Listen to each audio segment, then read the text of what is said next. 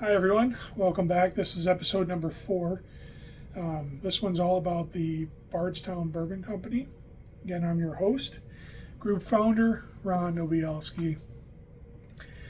There's not a whole lot of history with Bardstown Bourbon Company because they're relatively new.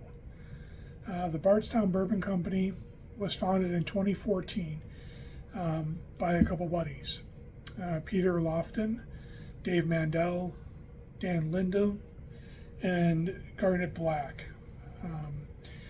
They picked the Bardstown area because it was the bourbon capital of the world.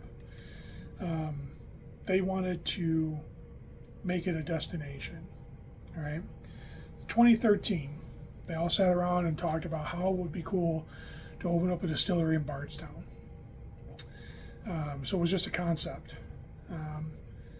Then after talking some more, they decided they had a solid idea that probably would work. So construction started in 2014, and they started producing products in 2016. Their first release for their first production was in 2019, and that was the Fusion series. They wanted Bardstown Bourbon Company to be a bourbon destination, like I said. They constantly push the boundaries with collaborative distilling. They work with numerous different brands, both large and small, to produce their whiskey for them. Right? Bardstown is not only a producer of products for themselves, but they also produce products for many other blenders and things out there in the market. So by doing this, that gave them access to a wide range of mash bills. It allows them to experiment and play around with different flavors. They also push boundaries through innovation. They are known for their experimental approach to blending, which is their biggest thing, and finishing barrels. They have 3 main product lines that showcase this. The Fusion series is their number 1. That was their original first product. It's a line of bourbon that blends younger and older bourbons to create a unique flavor profile. They did this by using their own distillant, which had just come off the distill, that was very young, but then mixing it with older stocks that they bought from other distilleries around Kentucky. And one of the most prominent ones that said that they purchased barrels from, and that was our friends at Wild Turkey. Now,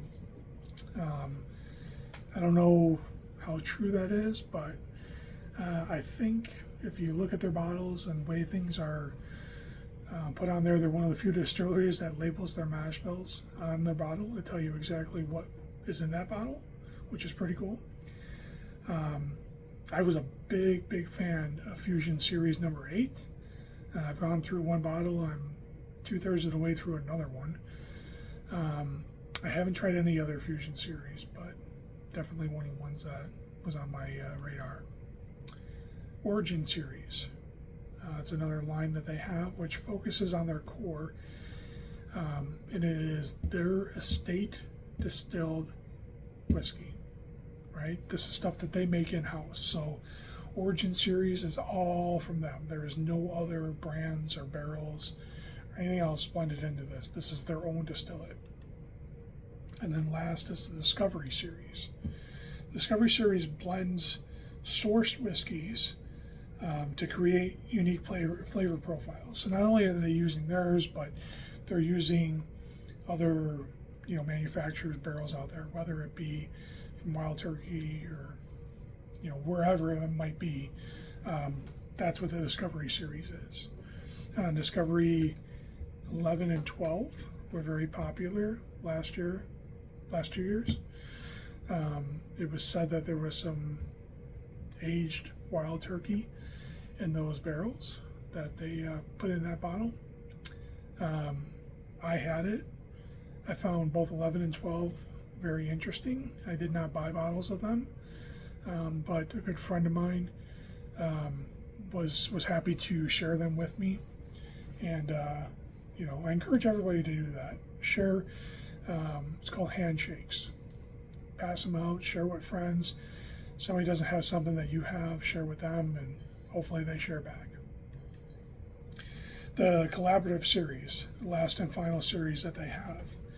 And that finishes their whiskey in barrels from other products, such as rum barrels or port wine barrels or, cognac barrels, stuff like that. That's the collaborative series. So they're taking their product and they're putting it into a used barrel versus, a brand new barrel. So it helps pick up the flavors and stuff from that product that was in that barrel. Bardstown does have tours available. They also have a world-class restaurant and bar on site. Being that they're newer, they're really catering to the cocktail club, if you will. Really interesting series of bartenders there to make some pretty interesting products. Like I said, they provide a lot of contract distilling for a lot of people out there. When they came online, they gave MGP a run for their money. And the benefit is that MGP is in Indiana and Bardstown is in Kentucky. So, little known fact is that if your bottle says Kentucky straight bourbon, it has to be aged for 1 year and 1 day in Kentucky before it can go anywhere else in the country. So by them producing products for themselves or other people or producing to sell, then you can get a Kentucky straight bourbon, that's somewhere else in the country. So that's pretty cool. So like I said, there isn't a whole lot of information on Bardstown as they're relatively new. But I hope it gives you a little insight. I encourage you to check them out. And as I always ask, make sure you give me a like, a share, a follow. Tell your friends all about my page on YouTube and on Facebook. If you're local to Chicago, I have a Facebook page. It's a group. You can search that, Bonnet and Bourbon. But yeah, that's the end of this episode. Tune in next time where I'll be talking about Four Roses, another one of my favorite distilleries. Thanks.